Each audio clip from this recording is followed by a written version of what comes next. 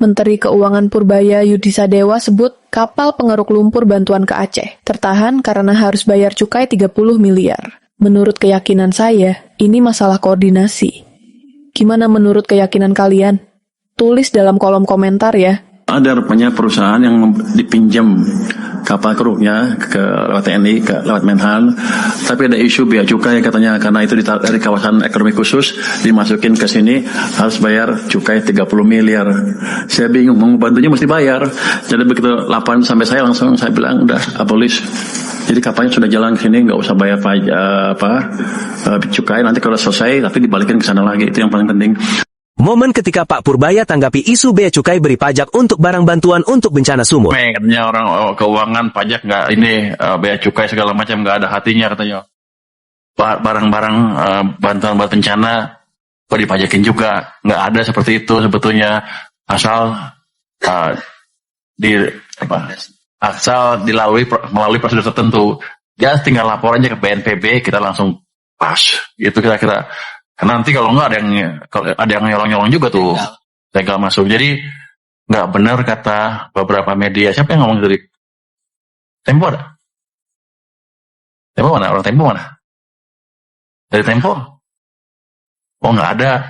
Lain kali tanya ke kita, jadi kita jawab. Nggak ada orang Tempo di sini. Emang masih ada nggak? Masih ada ya? Oh saya lihat intinya Tempo tuh yang nulis di situ. Jadi konfirmasi ke kita nggak majekin barang-barang itu. Asal ada prosedur, nanti dijelasin aja Pak. Itu BNPB tegaskan lagi bahwa nggak ada pajaknya, asal dikatakan ini barang bantuan. Gitu. Kalau saya bilang itu mungkin bagus untuk shock terapi untuk orang pajak, tapi kita lihat seperti apa prosesnya seperti apa. Jakarta Utara bikin sukses. Oh, saya dengar.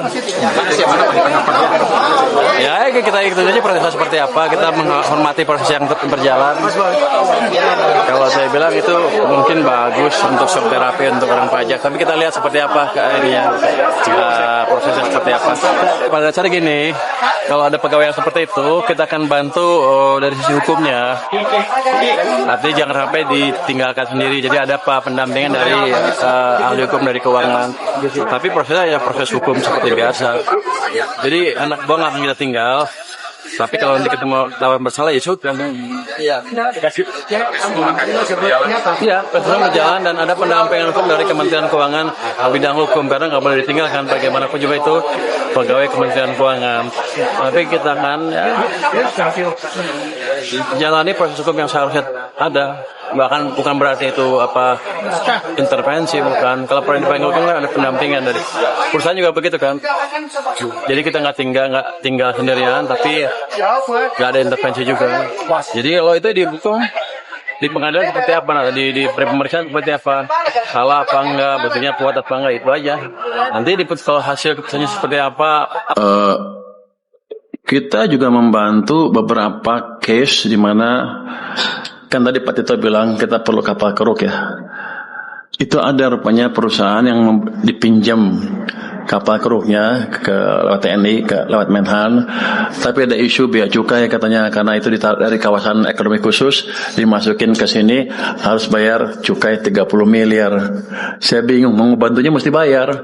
Jadi begitu laporan sampai saya langsung saya bilang udah abolish. Jadi kapalnya sudah jalan ke sini, nggak usah bayar